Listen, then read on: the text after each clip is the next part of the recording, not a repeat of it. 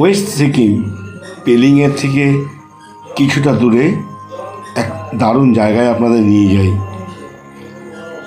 এই যে দেখছেন গাছের সারি, যখন রাস্তা দিয়ে উঠছিলাম প্রচণ্ড ভয় লাগছিল। এত খাড়াই রাস্তা, ছবি করব কি, জীবন নিয়ে টানাটানি। গাছের সারি দেখে আমি পিছন দিক দিয়ে উঠেছি, সবাই সিঁড়ি দিয়ে উঠলো। শুধু প্রকৃতি দেখব আর গাছ দেখব। হিমালয়ের কোলে কীরমভাবে দেখুন দাঁড়িয়ে আছে সব গাছগুলো। হঠাৎ উঠে গিয়ে গাছের ফাঁক দিয়ে উঠলাম, উঠে দেখি একটা ঘন্টা বিশাল বড় ঝুলছে।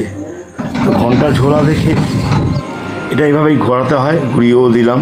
এইবার দেখছি বিভিন্ন ভাষায়, পারলিক ভাষা না বৌদ্ধিস্ট কিছু ভাষা বুঝতে পারলাম না, এই ভাষায় কিছু ফ্ল্যাগ ওখানে ঝুলছে।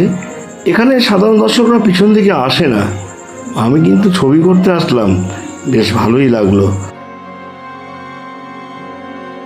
এক হিমালয়ের কোলে যেন ধরে রেখেছে এই সুন্দর মন্দিরটি।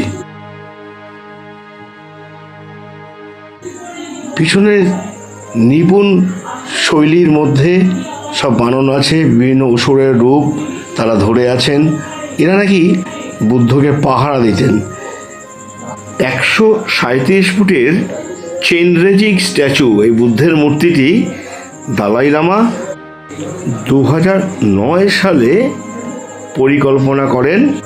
তার পরবর্তীকালে 2018 সালে 1 নভেম্বর এই স্কাইওয়াকটা প্রতিষ্ঠিত হয়। হিমালয়ের কোলে 7200 ফুট উঁচুতে অবস্থিত এই স্কাইওয়াক সি লেভেল থেকে উপরে অবস্থিত।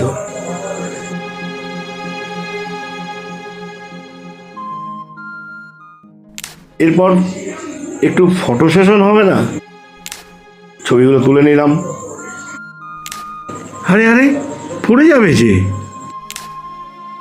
বেশ সুন্দর লাগছে।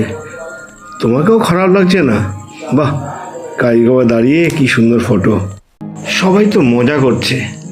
হঠাৎ দেখি একটা দেয়ালের কোণে ব্যাঙটা কিরমভাবে দেখুন জাম্প করছে। এক দৃষ্টিতে দেখলাম যে হিমালয় পাহাড়ের কোণে কি খেয়ে বেঁচে থাকে কে জানে। তারপর ফিরে আসার পালা। বিষণ্ণ হৃদয়ে স্কাইওয়াক চেনরেজিং স্ট্যাচুকে বিদায় জানিয়ে বাড়ি ফিরে আসা। একদম ভালো লাগছিল না। মেঘের আকাশে উঁকি মারা এই দৃশ্য কেমন লাগলো জানাবেন।